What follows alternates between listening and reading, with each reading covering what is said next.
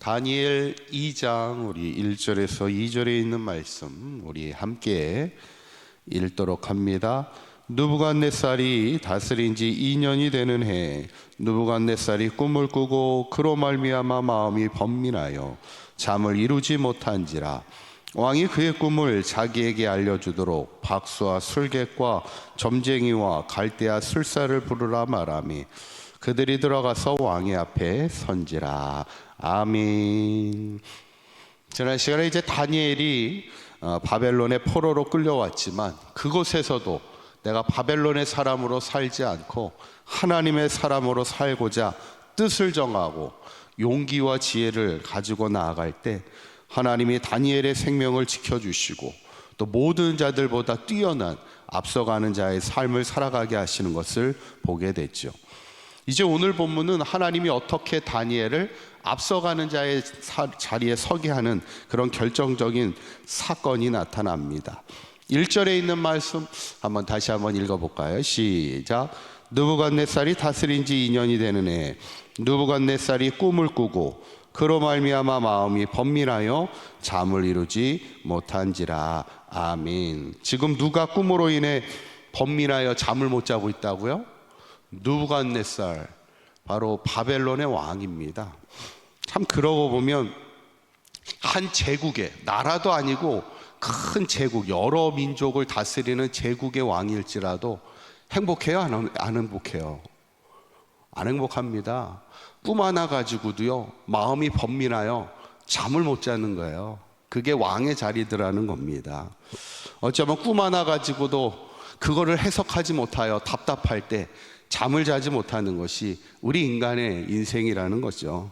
그래서 우리가 전도할 때도 항상 기억할 것이 저 사람은 부자라서, 저 사람은 배운 게 많아서 이럴 필요가 없다는 거예요.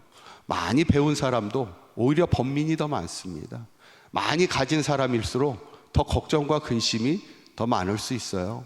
그래서 우리 모두에게는 다 주님이 필요함을 우리가 알아야 되는데, 오늘 본문에 보면 느부갓네살이 이제 꿈으로 인해 번민하게 되자 누구를 불러요? 지혜 있는 사람들을 다 부르는 겁니다. 그때 이렇게 이야기합니다. 5절에 있는 말씀 한번 읽어보도록 합니다. 시작. 왕이 갈대아인들에게 대답하여 이르되 내가 명령을 내렸나니 너희가 만일 꿈과 너희 몸을 쪼갤 것이며 너희의 집을 거름더미로 만들 것이요. 아멘. 참 무서운 얘기예요. 지혜자를 다 모아놓고 너희들 만약 해석하지 못하면, 내 꿈을 해석하지 못하면 어떻게 하겠다는 거예요? 너희 몸을 쪼갤 거라는 거예요.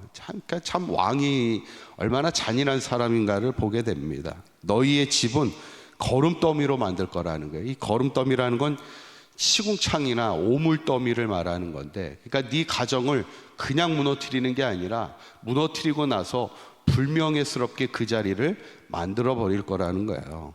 그런데 그런 어떻게 보면 협박이죠 근데 이 협박을 당해도 그 술사들이 꿈을 해석합니까 못합니까? 꿈을 해석하지 못하는 거예요. 물론 너희들이 해석을 하면 큰 상과 선물을 주겠다 얘기하지만 그 꿈 하나를 해석할 수 없는 것이 인간의 연약함입니다. 이제 그때 누가 등장하는 거예요?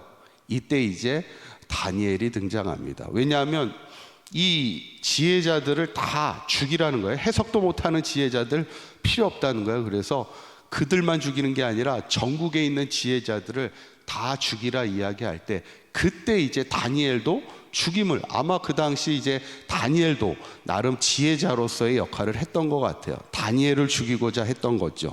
그때 다니엘이 이렇게 이야기합니다. 16절에 있는 말씀 한번 읽어보도록 합니다. 시작. 다니엘이 들어가서 왕께 구하기를 시간을 주시며 왕에게 그 해석을 알려드리이다 하니라. 아멘. 그러니까 참 다니엘도 참 담대한 사람이에요. 어떻게 보면 지금이 쌀벌한 그런 상황이잖아요. 처참하게 사람들이 죽어가는, 지혜자들을 죽이고 있는 왕 앞에 내가 서겠다는 거예요. 시간만 주면 내가 왕 앞에 서겠다, 이렇게 담대하게 얘기하죠. 그때 하나님이 어떻게 하십니까? 그 밤에 다니엘에게 나타나시고 환상을 통하여 보여주십니다. 이게 뭐예요? 하나님이 다니엘을 지키시고 보호하시는 것을 보게 됩니다. 그런데 이제 마지막 구절 쪽에 가면 다니엘의 진가가 그의 고백을 통하여 나옵니다. 그가 이제 드디어 왕 앞에 섰을 때 왕의 꿈을 해석해 주면서 그가 했던 말이 있어요. 그게 28절에 있는 말씀인데 한번 읽어보도록 합니다. 시작. 오직 은밀한 것을 나타내실 이는 하늘에 계신 하나님이시라. 그가 느부갓네살 왕에게 후일에 될 일을 알게 하셨나이다. 왕의 꿈 곧 왕이 침상에서 머릿속으로 받은 환상은 이러하니이다. 아멘. 지금 다니엘이 꿈을 해석하기 전에 먼저 이야기하는 고백이 있어요. 이게 뭐냐면 오직 은밀한 것을 나타내실 이는 누구라는 거예요? 하나님이라는 거예요. 이 꿈을 해석할 자가 하나님이시라는 겁니다. 하나님이 당신에게 보여주시는 겁니다. 이렇게 얘기해요. 근데 이 고백을 가만히 보면 과거의 누구의 고백과 참 비슷합니다. 과거에 왕의 꿈을 해석했던 사람이 있었죠. 누구예요? 오늘은 지금 다니엘이 바벨론 왕의 꿈을 해석하는데 과거의 일전에 왕의 꿈을 해석한 사람이 누구예요? 요셉입니다. 바로가 꿈을 꿨을 때 바로의 꿈을 아무도 해석할 자가 없을 때 요셉이 그 꿈을 해석하잖아요. 감옥에 있다가 불려가게 돼가지고 꿈을 해석할 때 요셉도 뭐라고 그래요? 이 꿈을 보여주시는 이는 하나님이시라는 거예요. 그리고 이 꿈을 해석할 자도 내가 아닙니다. 하나님이시지.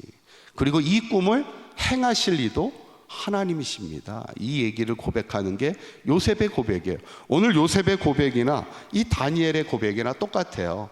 내가 하겠다는 게 아니에요. 이 꿈을 해석할 자도 내가 하는 게 아니에요. 하나님이 보여주시는 것이고 하나님이 해석해 주실 것이고 하나님이 행하실 거라는, 어떻게 보면 참 하나님을 높이는 겸손의 믿음의 사람을 통해 하나님께서 역사하시고 또 그런 자를 통해 하나님의 일을 함을 우리가 보게 될 때, 저는 바라기는 오늘 다니엘이 꿈을 해석하는 이 과정을 보면서 이 꿈을 해석하는 것도 다니엘이 아니라 하나님이 하신다는 것을 우리에게 보여주는 이 사건을 보면서 우리의 모든 삶의 사건이 하나님의 손에 있음을 늘 기억하시고 우리도 항상 하나님을 높이며 하나님 앞에 겸손한 믿음의 삶을 살아갈 때 우리가 어디에선 무엇을 하든지 하나님의 영광을 위하여 앞서 행하며 하나님 앞에 영광 돌리는 귀한 삶을 살아가는 우리 사강교회 모든 성도님들이 되시기를 주님의 이름으로 간절히 축원합니다. 기도하겠습니다. 고맙고 감사하신 하나님, 누구보다 하나님을 인정하는 겸손한 믿음의 사람 다니엘을 하나님이 높이시고 또 많은 사람들 가운데 앞서가는 자의 삶이 되게 하신 하나님, 우리도 오늘 다니엘의 고백처럼 또한 요셉의 고백처럼 우리에게 꿈을 보여주시는 이가 하나님이시고 그것을 행하실 이도 하나님이심을 믿음으로 고백하는 겸손한 자의 삶이 되게 하여 주시옵소서. 어디에서 무엇을 하든지 하나님께 영광 돌리며 살아가는 우리 사강교회 모든 성도들 되게 하여 주시옵소서. 오늘 하루도 주님과 동행하는 복된 하루가 되게 하실 줄 믿사오며 우리 주 예수 그리스도의 이름으로 기도하옵나이다. 아멘.